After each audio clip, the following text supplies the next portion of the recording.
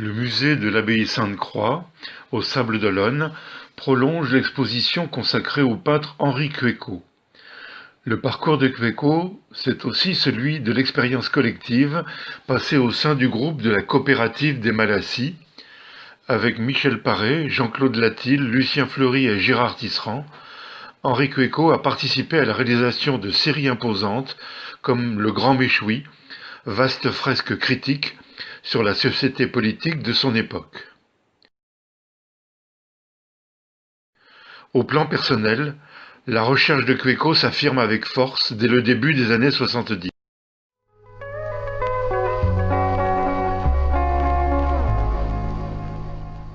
Je me suis donné la liberté, parfois, y compris avec des moyens matériels euh, relativement modestes mais suffisants, de gagner ma liberté, de faire ce que j'ai envie de faire. Donc, dans mon travail, à première lecture, on y trouve des ruptures thématiques, des ruptures d'intérêt pour certains aspects des choses, des moments. En effet, je m'intéresse au contenu des œuvres, puis après au langage, puis après à une critique du langage lui-même, sa mise en question, à ses limites, à sa destruction, etc., etc. Alors, cette chose-là, elle nourrit ma peinture. J'ai un regard sur les choses, je les regarde, j'ai tendance à les noter, à les reprendre comme un écrivain prend des petites notes sur des carnets, et puis j'aimerais en faire une chose, une œuvre.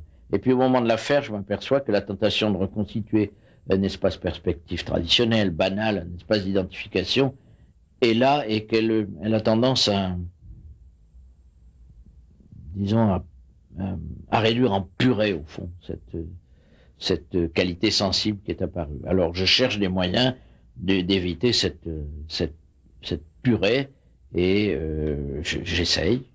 C'est soit le recours au blanc, c'est-à-dire la probité en quelque sorte de je ne sais pas faire, le respect de la surface à tout prix, le démontage du travail, des repères sur les œuvres avec des petits chiffres qui montrent dans quel ordre le travail a été fait et éventuellement quels sont les raisonnements de peintres, entre guillemets, qui ont pu y conduire.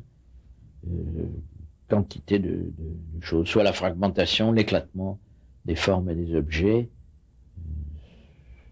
soit d'autres procédures.